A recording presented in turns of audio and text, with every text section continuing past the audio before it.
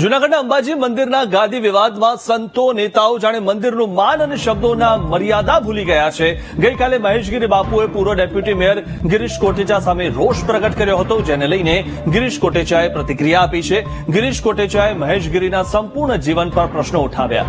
ભૂતનાથ ગાદીથી પરના કબજાથી લઈને સાંસદ બનવા સુધીની સફર અંગે સવાલ કર્યા। મહેશગીરી બાપુના ભવનાથ મંદિરના ટ્રસ્ટી બનવાના આરોપને ગિરીશ કોટેચાએ નકારી કાઢ્યા। તો ભવનાથ મંદિરમાં માત્ર પ્રસંગ કમિટીના મેમ્બર બન્યા હોવાનો ખુલાસો તેમણે કર્યો। તો અંબાજી મંદિરમાં આવક વધવાથી ગાદીની માંગ કરી રહ્યા હોવાનો આક્ષેપ પણ કર્યો। જૂનાગઢ અંબાજી મંદિર વિવાદ મામલે હવે સરકારે મધ્યસ્થી કરી છે અને ક્યાંક ને ક્યાંક 3 જેટલા વહીવટદારોની નિમણૂક કરી છે। આપણી સાથે ભાજપ અગ્રણી છે, સમગ્ર વિવાદ સામે આવ્યો હતો ત્યારે પણ તેમનું નામ હતું। ગિરીશભાઈ, શું કહેશું, સરકારે હવે નિમણૂક કરી છે 3 મામલે?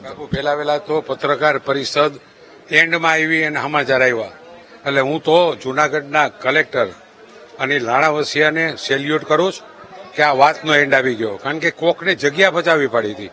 મહેશગીરી કે જેને પોતાને એવડો મોટો માને છે એ રાતના ગોકુલ હોસ્પિટલમાં 2 વાગે ગરી અને જે તનસુખગીરી બાપુના અંગૂઠા લઈ જાય, આ વિકૃત માણસ છે। આવું કોઈ ન કરે સાધુ સંત। તમારે જગ્યાને લઈને કરવો શું, બીજે દિવસે કોઈ બીજાને નિમી દઈ આની ઉપર આ ફરિયાદ કરે। તે 4-4, 5-5 આઈએસ ઉપર ફરિયાદ કરી આ મહેશગીરીએ। ગોકુલ હોસ્પિટલની વાત કરવામાં, ગોકુલમાં તો અમે પણ ગયા હતા, ત્યાં તો ડોક્ટર એમ કે છે કે બાપુને કઈ એવી બધી તકલીફ હતી, બ્રેન્ડેડ હતા નહીં, અને ત્યારે સાધુ સંતોને એમના સેવકો આવ્યા અને પ્રાર્થના કરવા માટે એમને મંજૂરી લીધી। હાવ બાપુ ખોટીના કોઈ રાતના 2 વાગે પ્રાર્થના કરવા આવે? ગોકુલ હોસ્પિટલ નહીં પણ ધનોત પનોત નીકળી જાય, બહાર નીકળશે લખી લેજો। જયારે સીબીઆઈની તપાસ આવશે ને કે રાતે 2 વાગે ઈ કીર્તન કરવા આવ્યા ને 2:30 વાગે બાપુ ઓફ થઈ જાય, કેને મામા બનાવે છે? અને આ માણસ મહેશગીરી 5-5 અમારા આઈએસ ઓફિસરો ઉપર જે પવિત્ર છે, આલોક કુમાર પાંડે, રાહુલ ગુપ્તા, રીતિરાજ, અમારા અનિલ રાણાવસિયા, એની ઉપર આક્ષેપો કરે છે। અરે ભારતીય જનતા પાર્ટીના ટોપ નેતા ઉપર કે 5 કરોડ રૂપિયા દીધા અને એને હરિગીરીને ભવનાથ મંદિરનો કબજો સોંપી દીધો। હવે તો સરકારે નિમણૂક કરી છે, તો હજુ ગાદીને લઈને તો વિવાદ યથાવત રહેશે? થાય બાપુ, જેટલી જગ્યાએ સરકારના હાથમાં વહીવટ છે ને ત્યાં પવિત્ર ભવનાથ, આજે સોમનાથ મંદિરનો વિકાસ શું કામ થયો? જેટલા સોનું ધરી જાય પૈસા આવે જ ને એ બધા સોમનાથમાં વપરાય છે। અંબાજીના મંદિરનો તમે વહીવટ જોઈ લ્યો, એક જગ્યાએ જ્યાં સરકાર વહીવટદાર તરીકે છે। હવે તે વાત પૂરો થઈ ગયો। હવે એને જ કહું છું તનસુખગીરીને કે કાલે કલેક્ટરે જે મામલતદારને બેડ્યા ત્યાં કબજો લેવા જાય, તું ચેલેન્જ ફેંકતો હતો ને કે હું આ જગ્યાનો કબજો લેવા આવવાનો છું, કાલ જા તું। અને એણે જે પાપ કર્યા જ ને, તમે વિચાર તો કરો, આખા દેશમાં શ્રી રવિશંકર મહારાજ અવડું મોટું નામ, એને બદનામ તે કરી નાખ્યો।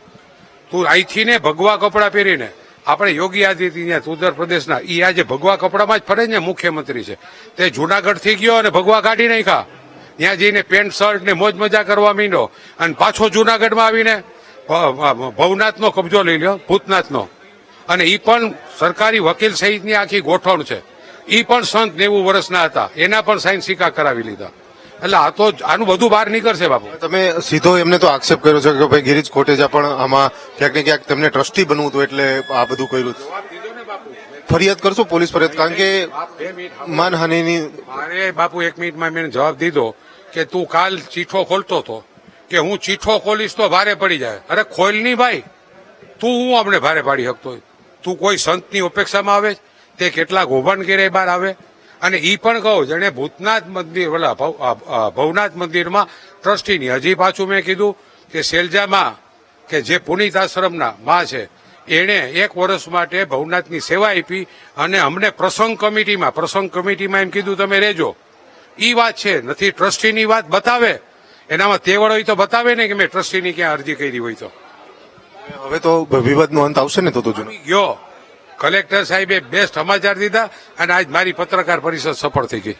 જે પ્રમાણે ગિરીશ કોટેચાએ વાત કરી કે જે જૂનાગઢ મંદિરમાં જે અંબાજી મંદિરનો જે વિવાદ હતો, પરંતુ હવે જે કલેક્ટરે 3 જેટલા અધિકારીઓની નિમણૂક કરી છે એટલે કે હવે વિવાદનો અંત આવશે। પરંતુ જે આક્ષેપો થયા છે અને પ્રતિ આક્ષેપો થઈ રહ્યા છે, ગોકુળ હોસ્પિટલમાં ક્યાંક ને ક્યાંક અડધી રાત્રે સહી સિક્કા લેવામાં આવ્યા હતા તનસુખગીરી બાપુના, તેવા પણ આક્ષેપો થઈ રહ્યા છે। સમગ્ર મામલે તો હાલ આક્ષેપબાજી છે તે જોવા મળી રહી છે। કેમેરામેન ધવલ સાથે ભાવેશ ચંદ્રબાબુ, BTV ન્યૂઝ, રાજકોટ।